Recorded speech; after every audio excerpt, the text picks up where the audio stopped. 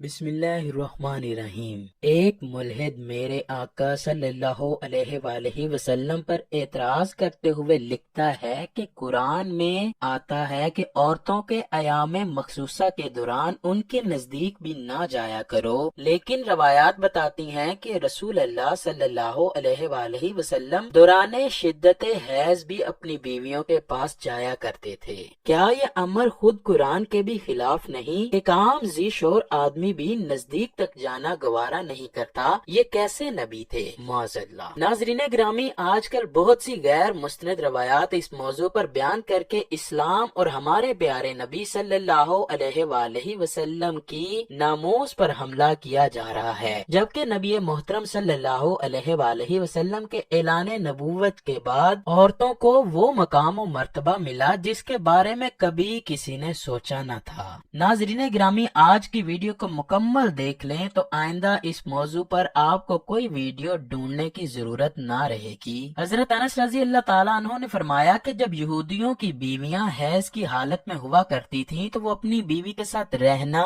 کھانا پینا، سونا، اٹھنا بیٹھنا سب کچھ بند کر دیتے تھے، بلکہ انہوں نے ایک الگ جگہ بنا رکھی تھی جہاں پر وہ اپنی حائضہ کو چھوڑاتے تھے۔ جب صحابہ کرام نے یہودیوں کی اس حرکت کے بارے میں نبی اکرم صلی اللہ علیہ وآلہ وسلم سے تذکرہ کیا تو اللہ تعالیٰ کی طرف سے آیت نازل ہوئی جس میں نبی اکرم صلی اللہ علیہ وآلہ وسلم کو فرمایا گیا کہ یہ آپ سے عورتوں کے حیض کے بارے میں دریافت کر رہے ہیں تو انہیں فرما دو کہ جب کسی عورت کو حیض ہوتا ہے تو ایسی عورت سے ہم بستری کرنے سے بالکل گریز کرو۔ جب یہودیوں کو اس بارے پتا چلا کہ نبی اکرم صلی اللہ علیہ وآلہ وسلم نے یہ فرمایا ہے کہ حیض کی حالت میں بیوی سے ہم بستری کرنے کے علاوہ سب کچھ کر سکتے ہو، اس کے ساتھ رہنا، کھانا پینا، سونا سب جائز ہے، تو یہودیوں نے کہا کہ مسلمانوں کے نبی یہ سب صرف ہماری مخالفت میں کہہ رہے ہیں۔ یہودیوں کے منہ سے یہ بات سن کر ابن حزیر اور عباد بن بشیر رضی اللہ تعالی عنہ نبی اکرم کے پاس تشریف لائے اور کہنے لگے، اے اللہ کے رسول، یہودی یہ بات کہہ رہے ہیں کہ کیا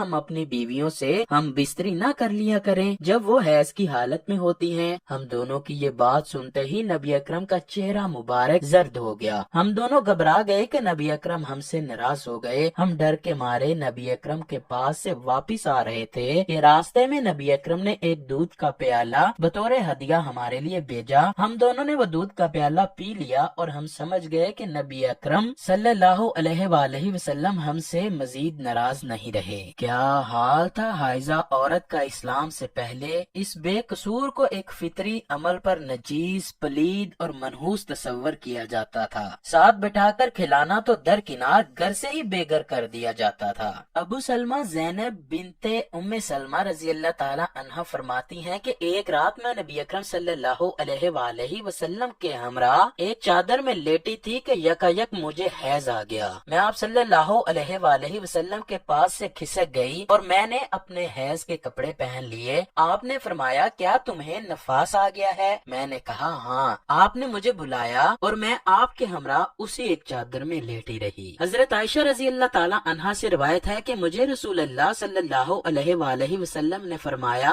کہ مجھے مسجد سے جائے نماز اٹھا کر دو، تو میں نے کہا میں تو حائضہ ہوں۔ تو آپ صلی اللہ علیہ وآلہ وسلم نے فرمایا، عائشہ تیرا حیض تیرے ہاتھ میں نہیں ہے۔ فاطمہ بنت منظر حضرت اسماء بنت ابی بکر صدیق رضی اللہ تعالی عنہا فرماتی ہیں کہ ایک عورت نے رسول اللہ صلی اللہ علیہ وآلہ وسلم سے پوچھا، یا رسول اللہ، آپ بتائیے کہ جب ہم میں سے کسی کے کپڑے میں حیض کا خون لگ جائے تو وہ کیا کرے؟ رسول کریم صلی اللہ علیہ وآلہ وسلم نے فرمایا، جب کسی کے کپڑے میں حیض کا خون لگ جائے تو اسے مل ڈالے، پھر اسے پانی سے دھو لے اور اسی میں نماز پڑھ لے۔ حضرت صفیہ نے حضرت عائشہ رضی اللہ تعالی عنہا سے بیان کیا ہے کہ نبی اکرم صلی اللہ علیہ وآلہ وسلم میری گود میں تکیہ لگا لیتے تھے حالانکہ میں حائضہ ہوتی تھی، اور پھر آپ قرآن مجید کی تلاوت فرماتے تھے۔ اسی طرح حضرت عائشہ رضی اللہ تعالی عنہا فرماتی ہیں کہ میں بحالت حیض رسول کریم کے सर में कंघी कर दिया करती थी।